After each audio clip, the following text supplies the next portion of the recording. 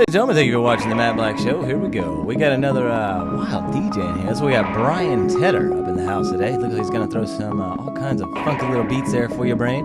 Maybe some drum and bass and a little bit of, I think, some trance too. Maybe some progressive. I don't know. We'll let him explain that to you here in a little bit. We're going to wait about 10 seconds here, and then we're going to go ahead and get the show started for you. Just remember, it's a 30-minute interview and then an hour set. Remember, you can check it out on the Facebook page, a little fan page there. You can go ahead and join that, and that way you can get all the info that comes up there, other events and everything like that. And also check out the YouTube as well. We're going ahead and getting up a lot of archive on there as well. That way you can feed your brain and eyes.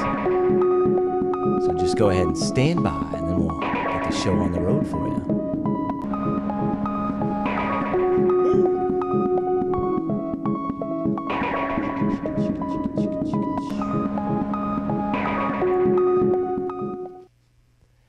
Thank you, everybody, for watching the Matt Black Show, and here we go. It looks like we got Brian Tedder in the house, and we're going to go ahead and get in his brain. A little 20 minutes of serious questions here, kind of, pretty much.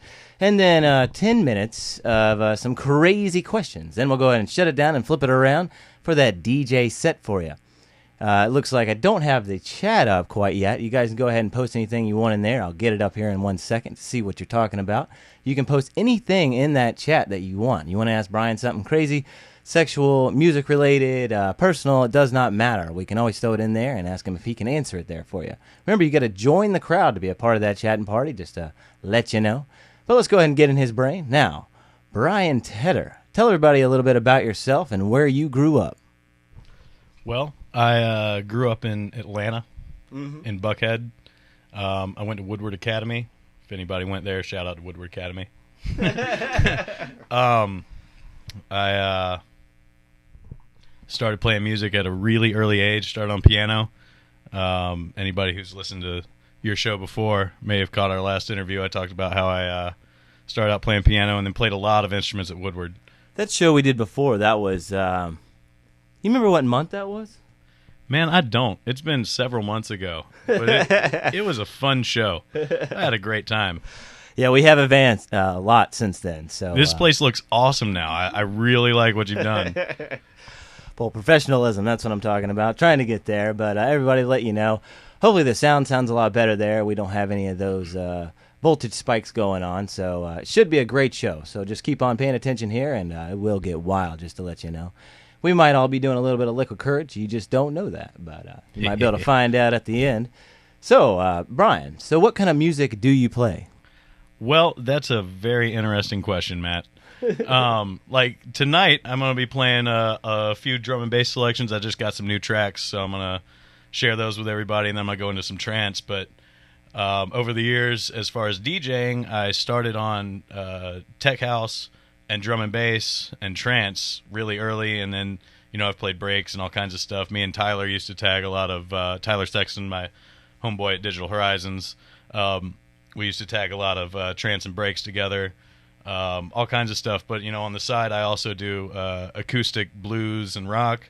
I write some metal and hard rock with my buddy Cree, and, you know, I've always felt like the more different styles of music you put yourself in, the more different things you try, the better you get at what it is you're really trying to do. You know, it makes you more eclectic. It brings those other vibes into it and makes it, you know, fuller, you know, better. I do. I definitely do like that. Twisted Enigma, I think, is what Tyler's doing now, right? Yeah, Tyler, he still likes to play on his own, but, you know, the Twisted Enigma thing is really cool. Him and Tyler Sexton and Exile, formerly known as Karma.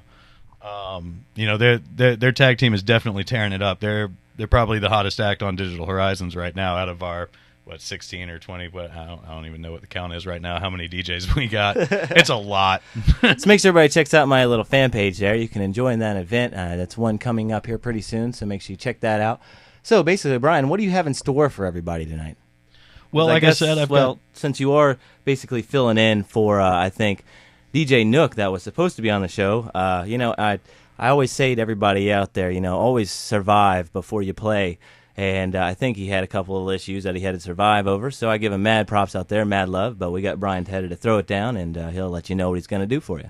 Yeah, we all have to do what we have to do, right? I definitely love Nick Kelly. Nuck is a fantastic DJ. We've booked him several times, and we'll continue to book him for Digital Horizons events. I think one of my favorite times we booked him was when he played at the Switch Up event, which, you know, me being a trance / drum and bass guy currently, I played dubstep, and Nuck filled in and played trance because, you know, he started out playing trance, so he's got a bunch of great trance vinyl. And I kind of want to tag with him soon. I think we're going to do that. Yeah. But tonight, in respect to him, I'm definitely going to drop some drum and bass. I got a couple of one or two really dark, dirty drum funk kind of tracks. Okay. I'm going to drop in there, and then I'm going to switch over to some new trance. I got some selections off Breakfast's new album. You know, he's one of the only American producers on the Flashover label, which is owned by Ferry Corsten. So he's got some really, really good, a little bit techie, very progressive trance. There was a really hot track that you were playing before that I haven't heard. You said it was new? Yeah, that was the High Contrast, Tiesto, and Underworld. The First Note is Silent is the name of the track. I like that. Man, that collaboration right there, High Contrast, Tiesto, and Underworld, it's like three of the best in the business. High Contrast is by far one of the best drum and bass producers, in my opinion. Yeah. So I really like that uplifting, really dancey drum and bass sound. And, of course, Underworld, they've been doing it for longer than just about anybody. They've been doing it as long as, like, William Orbit and some of those guys. And then Tiesto. Yeah. You know, enough said there. Yeah, number one guy more than anybody in the world, you know? Do you still think Tiesto is bigger than Deadmau5 right now, or what's your take on that? Right now, Deadmau5 is definitely tearing it, but he's got a long way to go to be bigger than Tiesto ever was. You know, like even if Tiesto's not number one guy right now, I mean, him and Paul Van Dyke have definitely been number one more than anybody else. So basically, how long have you been DJing for? I started collecting vinyl when I was 16. I've been playing since I was 19, so that was 99. When I started actually spinning out, playing trance and tech house and stuff. So yeah, a long time. I don't even know how many years that is. How many years is that? I don't know. My math is horrible. Mine too. All Head I can math do is terrible. DJ, and I have a good voice. That's about it. A little breakdance, maybe a little graffiti on the side. You do have a great voice, Matt. Oh yeah, thank you, baby. So what is the reason why you don't have a wild DJ name? Again, awesome question, Matt. Well, some people who've been following me for a while know that once upon again I went by DJ Crybaby, which I picked up the name Crybaby from a hat that I used to wear. It said Crybaby on it from Jim Dunlop Crybaby wah pedals from playing guitars. Oh, okay. I got a Crybaby wah pedal for Christmas one year, and I just started wearing the hat that came with it. And when we started going to parties, me and my buddy JB and Aman Nasir and Gary Reichard, that was our little crew. We went to all the parties together, and you know, everybody back then, back in the late 90s, early 2000s, everybody had a crazy party name, right? Yeah. Yeah. So eventually, JB became Eternal, and I became Crybaby. And when I started playing records, I became DJ Crybaby. And then when I got good at it, I became Brian Tedder. I do like that. Yeah, everybody used to call me Nye. If somebody looks on the actual Ustream URL there, the address, it actually says the Nye Show. I remember when you came up with that name. That's because it's always a party. New Year's Eve, that's what I'm talking about. That's what's up. But, you know, everybody knows her from Matt Black, you know, the Matt Black Show, so why not? So that's why I'll just keep it as Matt Black. Because I do play out a couple parties there, so check it out, like the dark, dirty, nerdy, crazy drum and bass. That's what I'm talking about. So was there anything wild you used to do before DJing, you know, maybe fucking some nuns? You know, I've always liked fucking nuns. You know, it's been a hobby of mine. I try to every Sunday evening, because that's when they're ready to let loose, really. I don't know, crazy. You know, I love that sample pad. That's great. You know, I mean, musically, sure. Yeah. You know, I used to play in a punk band in high school. We had some pretty wild times. You ever do any sports or anything? I played a little football in school. That was about it. you know. I really enjoyed it, but when they became more important than everything else I was doing, I just really felt like music was the way I wanted to go as opposed to sports. So I kind of quit the sports to focus more on playing instruments, taking lessons in that nature. That's cool. What was the equipment you actually learned on? As far as DJing, I learned on the very first set of turntables I ever played on and got to practice on was one Technics 1200 M3D. It was a great turntable, and one Gemini belt drive. Yes, that's what so I learned it on. was horrible. And if anybody's ever tried to learn how to beat match on vinyl, they know that it's kind of important to have the same two turntables because like they're really different. Same motor And unless you know what you're doing, it's really hard to deal with. And I did not know what I was doing. If I got a mix right, it was just sheer luck at that point. But you know, big shout out to Bryn and Patrick McClendon for putting me in that situation and actually getting me in front of some turntables. That's where I got my first few records from as well. My first record I got from the guy who owned those turntables. I traded my skateboard for it. Okay. And it was like a Foghorn Trance record. It was terrible. It was horrible. But it was the only one he was willing to part with. So I got it. I do. I love that. Yeah, I actually have a skateboard. I still got it. Went the other day, busted my ass. Didn't trade it for a record? I should. Shit, I about killed myself. I was horrible with it. Might as well give it to a dwarf or somebody outside. So basically, from what your point of view, what do you think is cheating when it comes to DJing? The basic reason why I ask this question because I always see it on Facebook, and a lot of DJs out there always conversating back and forth and arguing. You know, you're cheating. You're a laptop DJ. You know, so I like to ask everybody just to see in their mind what they think is cheating. So, Brian, in my opinion, it's very simple. Anybody, let's just say sync button. Yeah. That's number one. There's two. There's sync button, which, by God, the sync button is like the worst invention in the history of DJing. It means anybody who just has music on their computer can be a DJ. Yeah. And two is if I see you DJing without a pair of headphones on, then you aren't freaking DJing. Okay? Yeah, but some people say that if you use Ableton, you know, and everything's pretty much queued up, you're doing more of a live mix. Even the best in the world who use Ableton use headphones to make sure everything's straight before it comes out of the speakers. And if you're using Ableton for your own production or remixing live and really using Ableton, that's fine. Yeah. But if you've got just a bunch of tracks queued up in Ableton and you're just using your presets to fade them in, you're not DJing. Yeah, that's You're true. playing a playlist that you pre-made and preset. Yeah.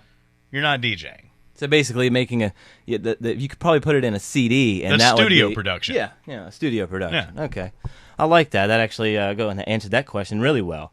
Do you have any mentors out there that you look up to? Absolutely. Armin van Buuren is my ace boon coon.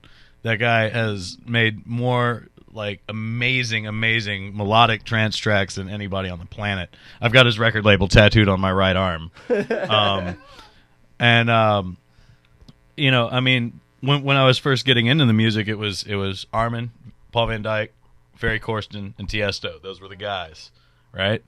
And they definitely steered my love for dance music into trance. Like, it's just, in my opinion, it's the best there is. And on the local level, people like Christian Michael and Gene Carbonell and Gnome back in the day, man, those guys playing at the Vault on Thursday nights and all kinds of stuff. Those guys were who brought the Tiesto and the Van Dyke and the Ferry Corsten and the really cool progressive tracks to the local level, and you heard them. You know, you could get to know them in a club environment. So then when Armin and those guys come to town, it's that much more epic. And, you know, I definitely give respect to all of those guys that I just mentioned. And many, many more. There's such a huge list. It's really hard to mention every. Doughboy, man, if you're listening right now, I would not be a DJ if I had not lived with you. So. Are you talking about the same Daddy Doughboy? Or? Damien, yes. Oh, yeah. Yes. I remember there was another one that played back in the day at, what was it, Weston Warehouse, I think it was. Yeah, well, I mean, that could have been the same. Daddy Doe yeah, used to go by, you know. Hey, Daddy Doe is what Times he were spends different under then. now, My vision you know? wasn't as good Back then. then he was Doughboy. Now he's a daddy. He's Daddy Doe. You know, I have a hard time calling him Daddy.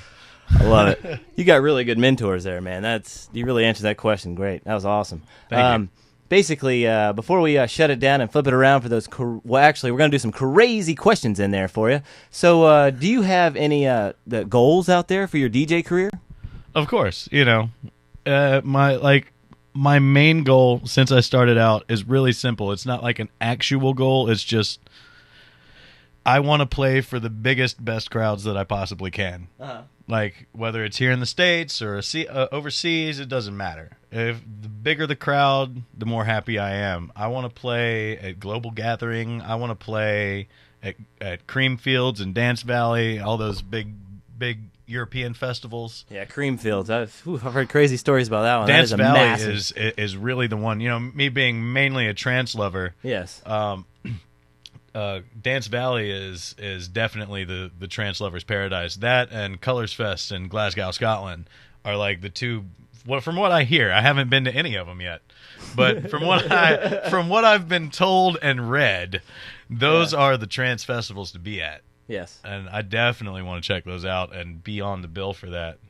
Do you have any upcoming tours or events out there you want to lay basically out there before we start the crazy questions? Well, I've been helping out Underground Syndicate with their shows. They've been doing the Underground Sound Saturdays. You definitely got to check those out. This past Saturday, I played there and had a amazing time. The crowd was so thick. It was over capacity.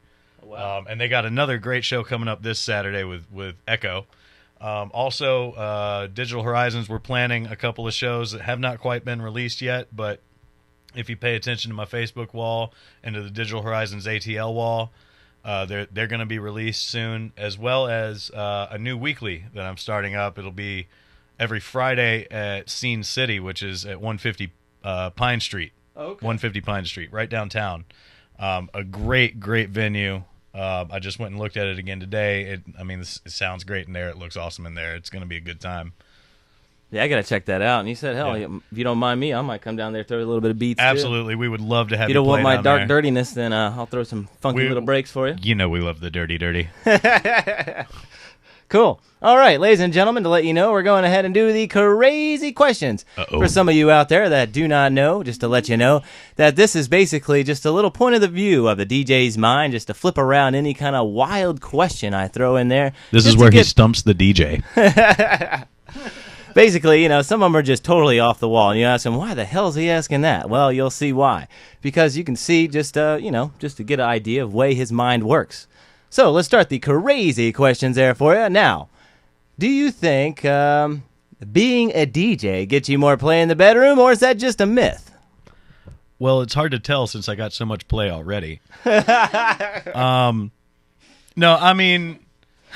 I don't even have a button for that. I beat the... There you go. Yeah, that was good.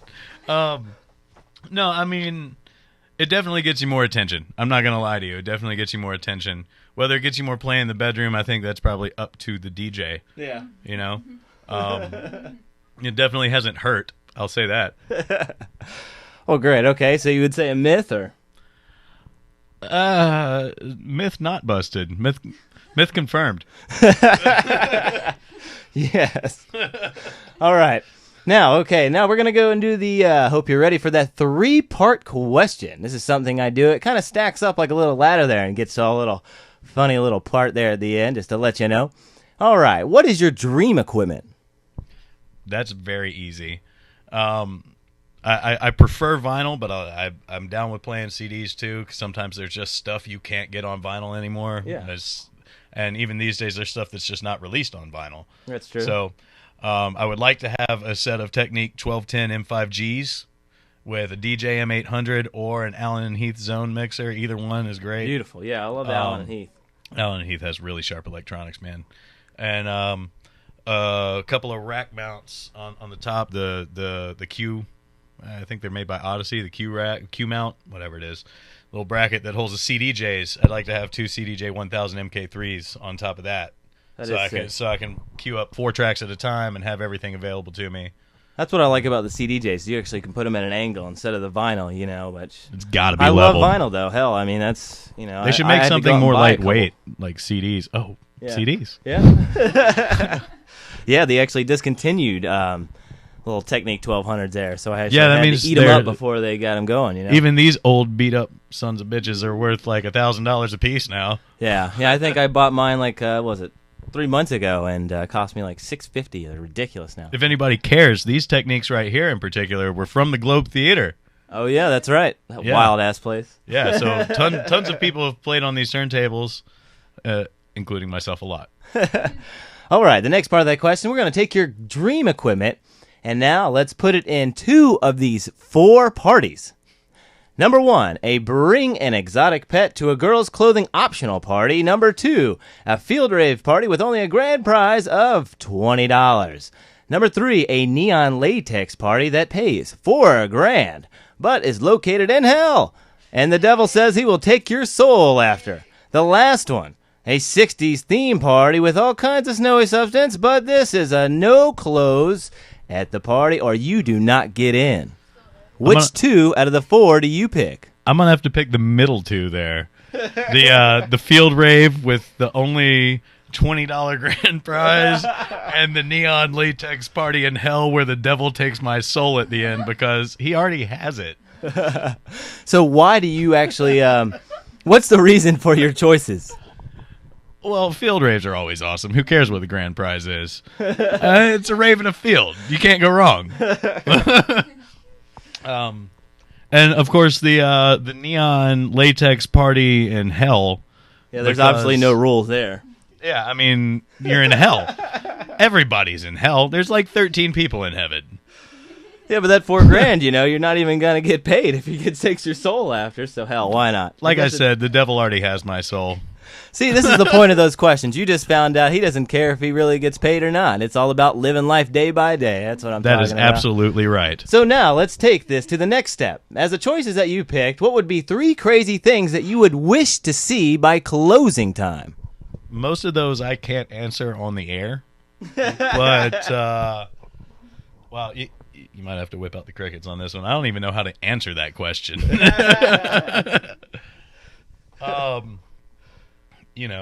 I don't know. You spent all the money that you had to yourself, and you threw this party, and you're wishing to see 3 things. What would you wish to see? Well, obviously a massive, massive crowd of people. It's a field rave, right? Yes. Yeah, so you want the field to be full of people. So that's at least 1, right? Now remember, you're in hell. Well, okay, it's a field in hell. So I've combined these 2 parties into one thing now. Yeah. It's a field rave with neon latex in hell where I lose my soul. Yeah. All right.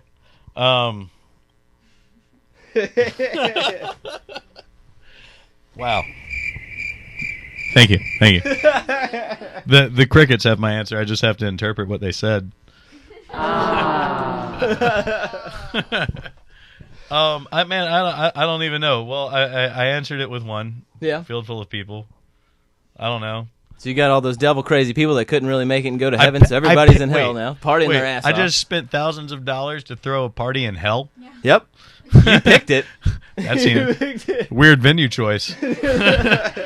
If I were you, I would have picked the exotic pet party, but exotic pets are pretty cool. But how often do you get to go to a party in hell?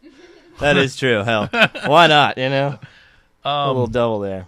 I don't know. Just give me 1 more. I'd like to see the devil shove a pineapple up Hitler's ass.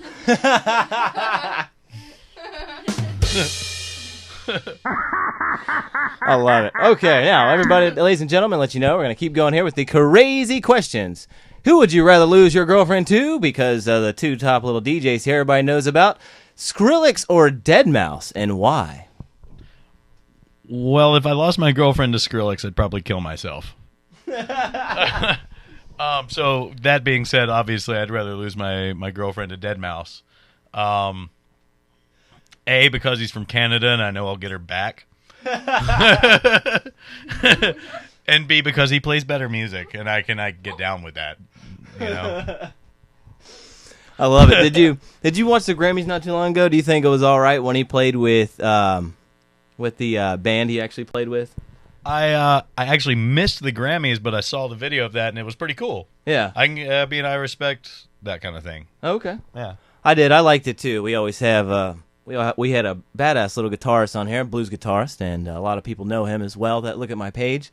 And, I love people jamming out to EDM music, It just throws a little extra flavor in there.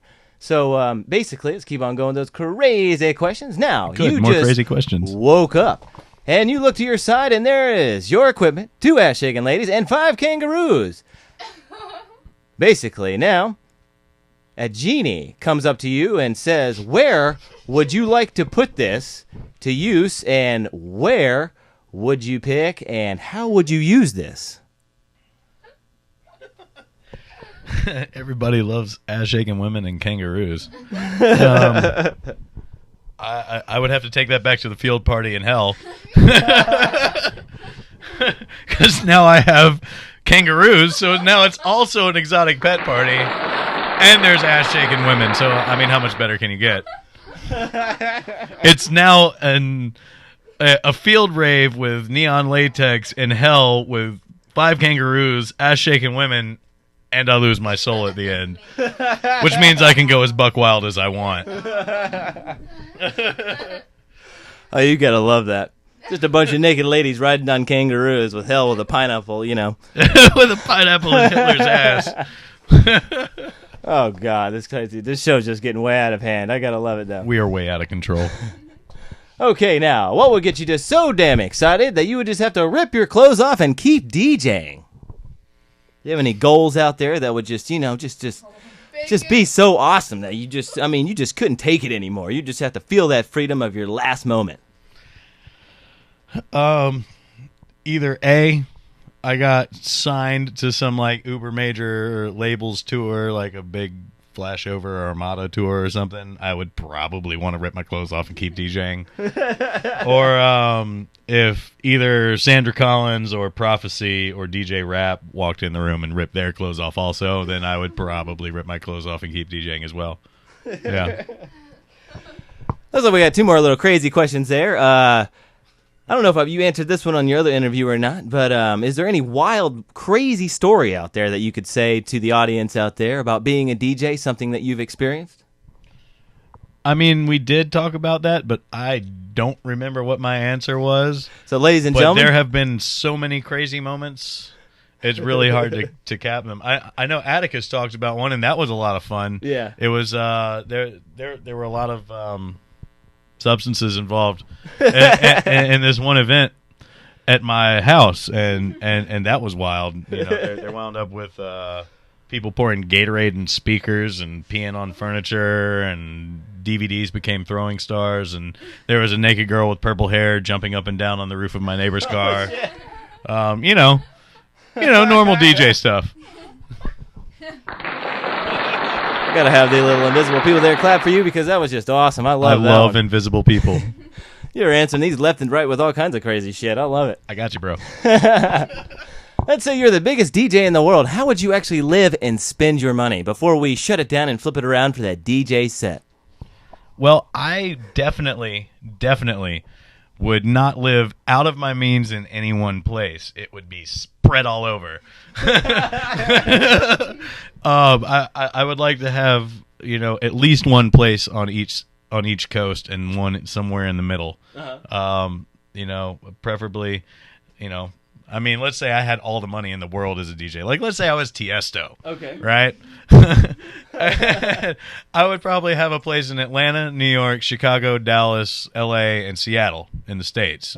Maybe a place in Vancouver, Toronto, a couple places in Canada, right? Holy shit. And then we hit Europe, and there's so many cool spots in Europe. You want a flat in Madrid and Paris and Berlin and Frankfurt. You got to have 2 in Germany, because there's 2 awesome cities in Germany. And you want to have one in Norway and Sweden and Stockholm, Sweden, and Well, shit. Just you got to get around. Yeah, you got to have flats. As long as you're not going to get shot, right? Exactly. It's not about having a big ass place in any one spot. It's about being able to have your own place wherever the hell you are. And you're on. And you want DJ rigs in every one of those places, obviously. You know, you got to have a bedroom and a DJ room at every place you got. Just get a flat with 2 bedrooms in every place you go. You got to have your own helicopter to take you go to visit, you get a flat, and then you come back and you're a resident. For some reason, I can see you having your own helicopter with your face, just a big-ass smile planted on the side. Yes. I got to have a European helicopter and an American helicopter and a private jet to get back and forth. You know, Tiesto's, he doesn't own his own jet, but he keeps leasing amazing jets. Like he's got one right now that's got elements of life painted on the side of it. Oh wow, it's wicked. He knows what's up, and I want to live like that guy. All right, ladies and gentlemen, thank you for watching the Matt Black Show. I hope you enjoyed that crazy interview there. Brian is wild, but very, very smart guy there. I did enjoy that. Right now, we're getting ready to shut it down and flip it around, ladies and gentlemen, to let you know we're going to do a 1-minute break, just a 1-minute break. Go and relieve yourself of your fluids. Go ahead and do what you got to do, you know. Because when we're done with this 1-minute interview, we're going to go ahead and let him throw it down for you. So enjoy. Ooh.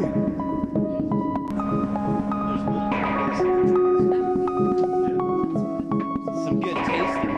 Is it turned off? Oh, it's off. He just said he's slick like that.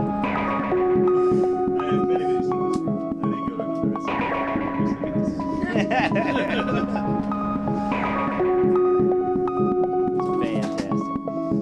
Ladies and gentlemen, I'll let you know before we get that DJ set going there, you're welcome to post anything up on that on the chat, just to let you know. You got to join the crowd. I see a lot of people watching the show, but you not know you got to join the crowd. I mean, once you do and you can post anything up there, we'll answer them as we keep going. I mean, we do get wild in here. It does become a party. So do enjoy.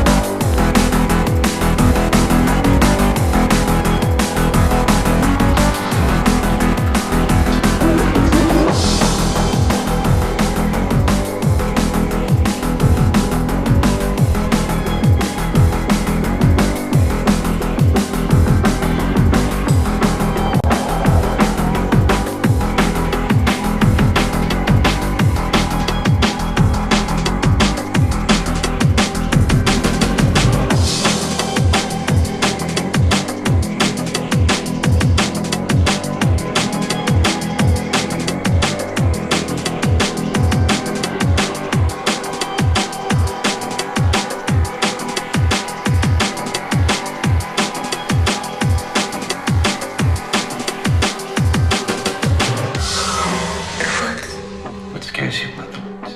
Everything. Is it any woods in particular? Eden. Imagine you're at Eden. Imagine you arrive at Eden through the woods. Tell me what you see. Darkness comes early down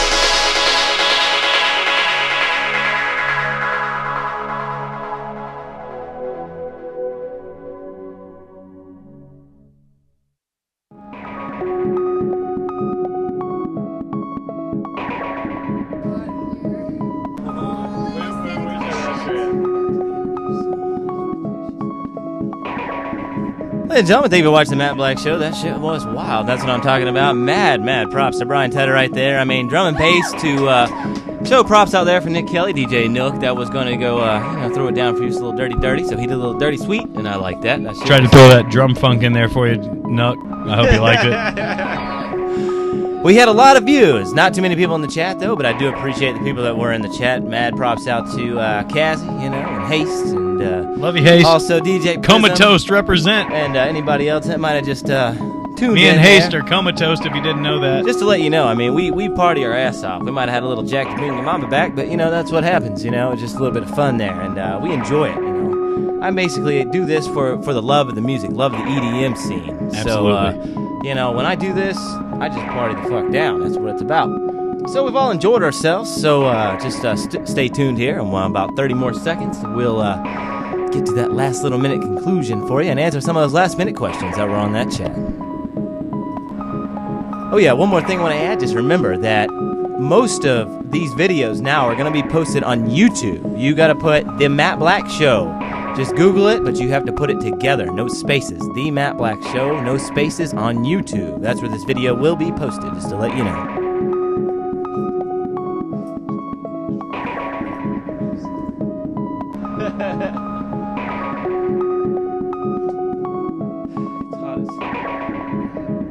Hot as a witch's vagina. Metal vagina. It's a summer day. Nobody's sweating worse than I forgot to tell you.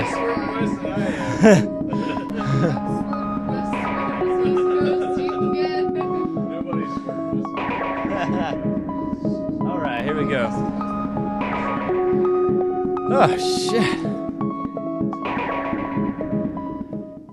Ladies and gentlemen, thank you for watching the Matt Black Show. I did enjoy that. That was really wild, and the drum and bass, he played a lot of funk to it, a lot of sweetness, a lot of good step to it. I really enjoyed that. It wasn't just too dark to where, want to make your mark, just make it rhyme. I'm not a rapper, but who gives a shit? But that's what I'm talking about. Mad props to Brian Tedder and the ladies back here dancing on the show. Every week, I'm always trying to try to get 2 dancing ladies and 1 badass DJ. That's the way it's going to work. And let's go ahead and ask Brian the last little thoughts of what he thought about the show and any kind of shout-outs he wants to give. Man, I had a great time playing that, and I want to thank you for having me back on the show. I know it was a last-minute fill-in, but it still counts. Man, that was a really good time. I hope everybody listened and really enjoyed my set. I played a bunch of breakfast tracks. I don't know if anybody noticed that. Probably not. Why are you sweating so much? Have something to do with like 720-watt bulbs? Let everybody know, when I first started this virtual set, I always did about maybe 4, maybe 5, 100, maybe 120-watt bulbs. But now we're doing close to 1, 2, 3. Oh yeah, 720-watt bulbs beaming in on our face. So like I said in the crazy questions, make you check out that interview, because the crazy questions, I had him to pick 4 out of the 3 fantasy parties that he would make and blend to his own little mind, and he picked hell. So basically, I am the devil, and I brought you to hell, bitch. Thank you, devil. Satan, Beelzebub, you're a good man. Mad shout-outs there to everybody overseas, all my Australia cats. I'm getting most of my views now in Australia. Mad love out there for the thousands of people Mad that love watch to it. the Aussies. Yeah, that's what I'm talking about. That's the best I can do. All those mates, you know what I'm saying? It's just mad love. And everybody in Netherlands, Brussels, Canada, shit, just everybody out there. And mad love to everybody on the chat. Word up, you know what I'm saying? And check in every Monday at 9:30 p.m. Eastern.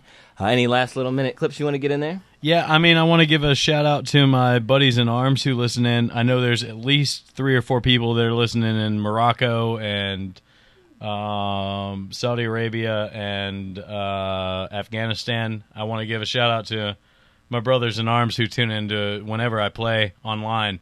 I really appreciate you guys for what you do and for listening in. A big shout out to DEF CON. Who's been a military guy for a long time, and he listens in to what I do. Cool. Yeah. Got a lot of love for you there, brother. Yeah, man. I appreciate everybody who supports. Big shout out. We got a last little question there. Never mind. Let's see here. One more question here. Got to scam this. A lot of chat here. Does Brian do vinyl all the time? When I can. I definitely prefer vinyl, but sometimes promoters ask me to play CDs, or sometimes I get some tracks on CDs. Like when I did some shows at Inferno this past summer, I did a lot of CD. Vinyl is my love, and I'm broken homeless because of vinyl. You know what I mean? You don't buy just a $3 track. You buy the goodness. I mean, sometimes if a new track comes out and I'm not sure if it's gonna fit with my stuff, I'll download it. I might even pirate it. I'll admit to that. But if I do, and it's good, then I'll wind up buying the vinyl. I am addicted. I worked at Satellite back in the day. Satellite Records. Big shout out to Brett to Brett Abramson and Greg Adamson for what they did with Satellite. That was epic, and it definitely fueled my love for vinyl. I will play vinyl if I can get it. If I can get the track on vinyl, damn sure I'm gonna get it on vinyl. Thank you, everybody, watching the Matt Black Show. Mad props for everybody on there. And tune in every Monday, ladies and gentlemen, and thank you so much. And right now we're getting ready to shut it down, and there you go. Thank you for watching. Good night.